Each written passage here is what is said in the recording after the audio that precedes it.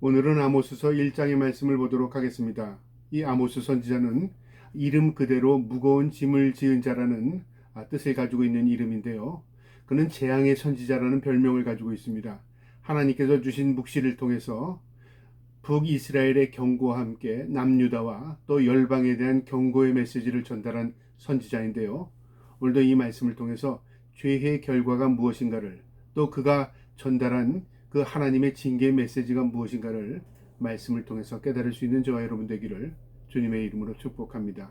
아모스서 1장 1절, 유다 왕 우시아의 시대 곧 이스라엘 왕 요시아의 아들 여로보암의 시대 지진 전 2년의 드고아의 목자 중 아모스가 이스라엘에 대하여 이상으로 받은 말씀이라. 이 아모스가 하나님 앞에 묵시를 받고 이 전달한 시기가 지진 전 2년이랍니다. 그러니까 큰 지진이 나기 2년 전에 하나님께서 그 아모스를 통해서 경고의 메시지를 주셨는데요. 이 지진을 통해서 많은 사람들이 죽었을 뿐만 아니라 그 지역의 전체가 아마 흔들렸을 겁니다. 그러니까 모든 사람들이 알 수 있는 그 지진이 일어나기 전에 하나님께서 2년 전에 아모스 선지자를 통해서 이미 경고하신 겁니다. 그 경고가 뭐였냐면요, 바로 죄입니다.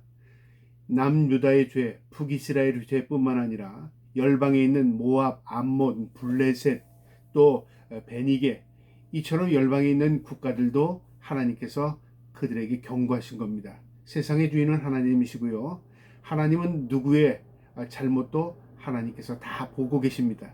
그래서 오늘 이 메시지를 통해서 죄의 결과가 무엇인가를 우리에게 보여줍니다.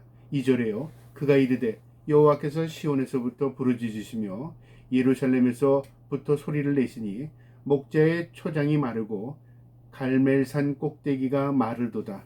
하나님께서 이 시온에 대한 경고의 메시지인데요, 예루살렘의 소리를 낸답니다. 목자의 초장이 마르고 갈멜산 꼭대기가 마른답니다. 그러니까 이것은요, 지진뿐만 아니라 자연재해, 그리고 하나님의 징계로 인하여 살 수 없는 땅이 되어버릴 것이다, 그 말이죠.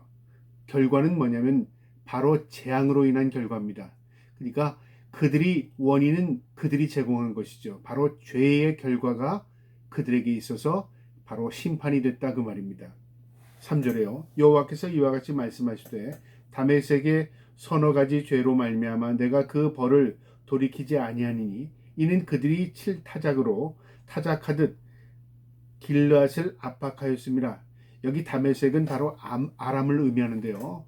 이 아람이라는 국가가 하나님 보시기에 한두 가지 죄가 아니었다, 그 말이죠. 하나님께서 죄를 보고 계신 겁니다. 하나님께서 지켜보고 계신 겁니다. 그리고 때가 되면 거기를 치신답니다. 마치 타작마당에 있는 곡식들을 철타작기로 때리듯이 하나님께서 그들을 심판하시겠답니다. 4절에요. 내가 하엘의 집에 불을 보내리니 베하닷의 궁궐들이 사르리라. 아름다웠던 이 아람의 궁궐들이요, 하나님이 내린 불로 다 심판받을 것이다, 그 말이죠. 그러니까 불이라는 건 심판을 상징하는 의미인데요, 전쟁을 통해서, 압제를 통해서 하나님께서 자랑스러웠던 그들의 궁궐을 불사르겠답니다. 5절에요. 내가 다메섹의 빗장을 꺾으며 아웰 골짜기에서 그 주민들을 끊으며 벳 에덴에서 규잡은 자를 끊으리니 아람 백성이 사로잡혀 기르에 이르리라. 여호와께서 말씀하셨느니라. 이 아람 족속들이 마치 에덴처럼 풍요로운 이 지역이요, 또 이 풍요롭던 이 살기 좋은 땅이 하나님의 징계로 인하여 척박한 땅이 되고 그들은 다 또 적으로부터 다 끌려가게 될 것이다, 그 말이죠. 이유는 뭐냐면 바로 그들의 죄악 때문에 그런 것이다, 그 말입니다. 6절에요. 여호와께서 이와 같이 말씀하시되 가사의 서너 가지 죄로 말미암아 내가 그 벌을 돌이키지 아니하리니 이는 그들이 모든 사로잡힌 자를 끌어 에돔에 넘겼음이라. 그 다음에 이 가사는 블레셋을 의미하는데요, 블레셋을 죄도 하나님께서 한두 가지가 아니라고 하나님께서 경고합니다. 그러면서 뭐라고 말씀하시냐면 모두 사로잡은 자를 끌어 에돔에 넘겼다. 너희가 남의 나라를 침범해서 사람들을 끌어다가 노예로 팔아먹었다, 그 말이죠. 너희가 그 꼴을 당하리라, 그 말이죠. 그러니까 죄악이라는 것은요, 죄악에 대한 결과가 반드시 있습니다. 하나님의 징계와 심판입니다. 그래서 우리가 죄를 지을 때 회개하면 그 회개를 통해서 내 자신의 죄악을 하나님 앞에 고하고 다시는 내가 이 죄를 반복해서 짓지 않겠습니다 하는 회개를 통해서 하나님께서 용서를 받는 겁니다. 그런데 국가도 개인도 마찬가지입니다. 회개하지 않으면 하나님께서 참고 기다리시다가 때가 되면 하나님 심판하시겠다는 하나님 말씀입니다. 7절에요. 내가 가사성에 불을 내리니 그 궁궐들을 살리리라. 궁에 불을 내리시고 궁정이 불타고 이 모든 것은 왕들 권력자들부터 하나님 심판하시는 겁니다. 왜요? 그들이 올바로 하지 않았기 때문에 백성들이 괴로움을 당했고요. 그들이 공의와 정의를 실천하지 않았기 때문에 결국은 그들로부터 하나님 심판하시는 겁니다. 그래서 이 아모스는 철저하게 하나님의 공의와 정의가 무엇인가를 가르쳐 줍니다. 공의와 정의는 하나님의 속성입니다. 그 공의와 정의대로 세상을 다스리면 하나님께서 위정자들을 축복하시지만 그들이 공의와 정의로 그들이 다스리지 않는다면요, 그들이 제일 먼저 하나님의 심판의 대상이 되는 겁니다. 8절에요. 내가 또 아스돗에서 그 주민들과 아스글론에서 귤을 잡은 자를 끊어 또 손을 돌이켜 에글론에 치리니 블레셋에 남아있는 자가 멸망하리라. 주 여호와의 말씀이니라. 하나님께서 철저히 심판하시겠다는 겁니다. 그리고 그들이 회개하지 아니하면 그 결과로 그들이 그 죄값을 치르게 될 것이다 그 말이죠. 9절에 여호와께서 이같이 말씀하시되 두로의 서너 가지 죄로 말미암아 내가 그 벌을 돌이키지 아니하니 이는 그들이 그 형제의 계약을 기억하지 아니하고 모두 사로잡은 자를 에돔에 넘겼음이라. 이제 이 두로는 베니게를 의미하는데요, 이 베니게도 하나님께서 한두 가지 죄가 아니라 그 말이죠. 그 가운데 가장 대표적인 죄가 바로 이웃국과 동맹을 맺고도 그 동맹을 지키지 않은 거죠. 군사적인 동맹, 평화 동맹을 그들이 체결해 놓고 결국 속인 겁니다. 그래서 하나님께서 그 죄를 물어요. 뿐만 아니라 그들은 그 사로잡은 자들을, 그러니까 오히려 동맹국을 쳐들어가서 그들의 사람들을 끌어다가 에돔에 팔아넘긴 겁니다. 하나님께서 철저히 그들을 심판하신답니다. 10절에요. 내가 두로성에 불을 내리리니 그 궁궐들을 살리리라. 그들의 왕들이 기거하는 궁궐, 그 호화로운 궁궐들을 하나님께서 다 불태워버리겠다 그 말이죠. 그러니까 죄라는 것은요, 하나님 앞에 숨길 수 없습니다. 죄의 결과는 반드시 심판입니다. 그래서 나라든 개인이든 예외 없이 그 죄를 회개하는 자가 은총을 입은 겁니다. 그러나 그들은 그것을 망각하고 하나님의 말씀을 귀담아 듣지 않았습니다. 이 아모스는 하나님이 주신 그 말씀을 통해서요, 이것을 선포했지만 결국 어떤 사람들도 그것을 귀담아 듣지 않은 것입니다.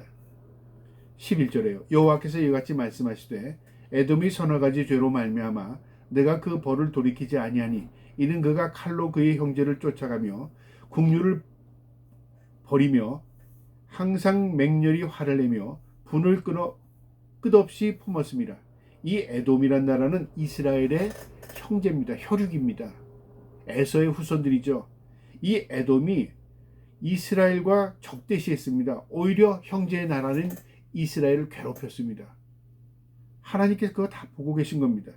그래서 결국 하나님께서 그들을 심판하시겠다는 거죠. 12절에요. 내가 대만에 불을 내리니 보스라의 궁궐들을 사르리라. 대표적인 이 도시들이 하나님의 징계를 받아서 불탈 것이고 궁궐은 다 파괴될 것이다. 그러니까 전쟁을 통해서 하나님께서 재앙을 내리시겠다는 거죠. 13절에 여호와께서 이같이 말씀하시되 암몬 자손이 서너 가지 죄로 말미암아 내가 그 벌을 돌이키지 아니하리니. 반복적인 말이죠. 서너 가지 죄, 이게 한두 가지 죄가 아니라 그 말이죠. 이는 그들이 자기의 지경을 넓히고자 하여 자기의 땅을 넓히기 위해서, 국토를 넓히기 위해서 적국에 쳐들어가서, 그러니까 동맹국이나 그다음 이웃나라에 쳐들어가서 잔인하게 살육하는 겁니다. 넓히고자 하여 길르앗의 아이벤 여인의 배를 갈랐습니다. 잔인을, 무지막지한 행동을 그들은 행한 겁니다. 자신들의 영토를 확장하기 위해서. 오늘날도 그런 전쟁들이 많잖아요. 내 국토를 넓히기 위해서 이웃나라를 쳐들어가서 잔인하게 민간인들을 살해합니다. 하나님 다 보고 계십니다. 때가 되면 하나님 그들을 다 심판하십니다. 이게 하나님의 말씀입니다.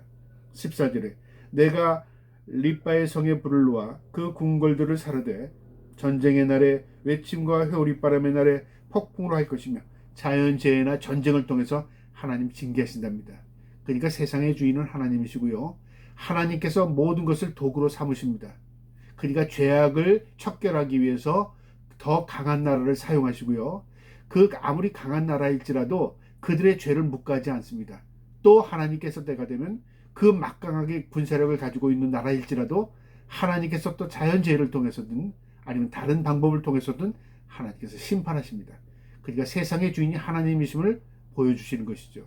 이 아모스 선지자를 통해서 에돔, 모압, 암몬, 블레셋, 베니게 하나님께서 다 이 이웃 나라들까지도 하나님께서 심판하시겠다. 그들의 죄를 묻겠다 그 말이죠. 마지막 15절에 그들의 왕은 그 지도자들과 함께 사로잡혀 가리라. 여호와께서 말씀하셨느니라. 왕과 지도자들이 함께 사로잡혀 가리라. 그들도 그들의 심은 대로 거두게 될 것이다. 하나님이 그들을 심판하실 것이다 그 말이죠. 이 아모스서는요, 심판을 선포하는 선지자입니다. 재앙을 선포한 선지자입니다. 본인도 괴롭죠. 그러나 하나님의 메시지를 전달함을 통해서 그들에게 회개할 수 있는 기회를 주신 겁니다. 그러나 그들이 회개하지 아니할 때는 결국 이 재앙이 그대로 임하는 것을 성경은 보여줍니다. 저와 여러분이 하나님의 말씀을 들을 때마다 우리 자신이 어떤 처지에 있으며 우리 자신이 어떤 마음으로 살아가는가, 우리 자신을 돌아보고 우리의 죄악과 잘못이 있다면 하나님 앞에 통회하고 자복하고 회개할 수 있는 은혜의 사람들이 될 수 있기를 주님의 이름으로 축복합니다. 아멘.